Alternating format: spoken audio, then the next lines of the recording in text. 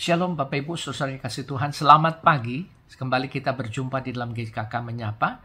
Mari satukan hati kita berdoa sebelum kita baca renungkan firman Tuhan. Bapa di surga, terima kasih untuk kesempatan pagi ini kami boleh kembali datang menghadap hadirat-Mu ya Tuhan.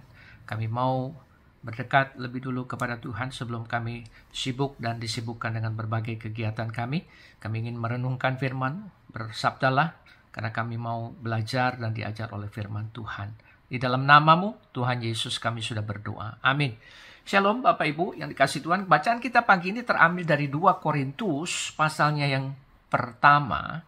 2 Korintus pasal pertama, kita akan lihat ayat 1-11. Satu perikop itu, saudara.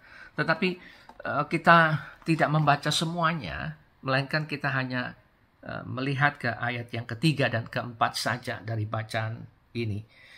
2 Korintus pasal pertama ayat yang ketiga dan keempat, demikian firman Tuhan, terpujilah Allah dan Bapa Tuhan kita Yesus Kristus, Bapa yang penuh kemurahan dan Allah sumber segala penghiburan, yang menghibur kami dalam segala penderitaan kami sehingga kami sanggup menghibur mereka yang berada dalam bermacam-macam penderitaan dengan penghiburan yang kami terima sendiri dari Allah. Nah, Bapak Ibu saudara kasih Tuhan, bacaan kita pagi ini bicara tentang penghiburan Allah bagi Paulus sehingga ia juga mampu menghibur jemaat dalam penderitaan mereka. Ya, lalu apa yang dapat kita renungkan dari bacaan ini? Yang pertama, saudara, penderitaan jangan membuat kita putus asa, tetapi harus bergantung pada Allah. Ketika membaca ayat yang ke-8, saudara, dari bacaan kita tadi, kita bertanya bagaimana mungkin Paulus merasa putus asa dengan penderitaannya. Saudara, sah-sah saja kita bertanya seperti itu.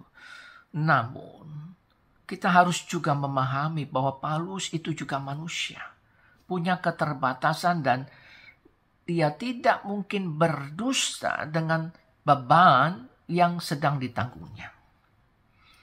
Jadi meskipun Paulus mengaku dia putus asa, saudara, tetapi ia tidak fokus pada hal itu, melainkan pada fakta bahwa semua itu diizinkan Allah agar Paulus tidak menaruh percaya pada diri sendiri, tetapi pada Allah saja. Nah, Bapak Ibu saudara yang kasih Tuhan, penderitaan apa yang saat ini sedang kita alami? Kiranya kita sungguh meyakini bahwa jika hal itu diizinkan Allah untuk kita alami, maka itu semata-mata agar kita bergantung hanya kepada Allah dan bukan pada diri sendiri. Nah, yang kedua, saudara, penderitaan yang dialami jadi bekal untuk saling menghibur dan menguatkan. Paulus mengaku ia dihiburkan dalam penderitaannya karena Allah yang memberikannya. Dan dengan mengalami semua itu, saudara, Paulus dimampukan untuk juga dapat menghibur jemaat dalam penderitaan mereka. Dan bahkan, saudara, ia pun juga dikuatkan karena ada yang mendoakannya. Nah, lalu pertanyaannya, mengapa Tuhan izinkan Paulus mengalami penderitaan, saudara? Jawabannya adalah bahwa semua itu demi untuk penghiburan dan keselamatan jemaat Korintus. Artinya apa, saudara? Artinya, jika ia dihiburkan, itu pun demi jemaat, agar mereka dapat dihibur dan dikuatkan dalam penderitaan mereka, sehingga juga mereka dapat saling menghibur dan menguatkan satu sama lain. Sebab melalui hal ini kiranya kita semakin memahami bahwa jika Tuhan izinkan kita mengalami penderitaan, maka Dia juga menyediakan penghiburan bagi kita, sehingga kita boleh dapat saling menghibur dan menguatkan satu sama lain. Amin. Mari saudara, satukan hati. kita berdoa. Bapa di surga, terima kasih untuk kebenaran firman Tuhan yang boleh kami baca renungkan pagi hari ini. Biarlah Tuhan yang memeteraikan itu terus bertumbuh, terus berbuah dalam kehidupan kami. Memberkati orang-orang yang ada di sekitar kami.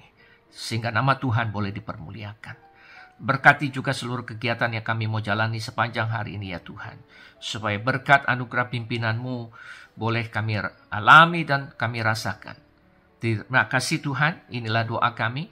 Hanya di dalam nama-Mu Tuhan Yesus kami sudah berdoa. Amin. Selamat pagi, selamat beraktivitas Bapak Ibu Saudara yang dikasihi Tuhan. Tuhan Yesus memberkati. Amin.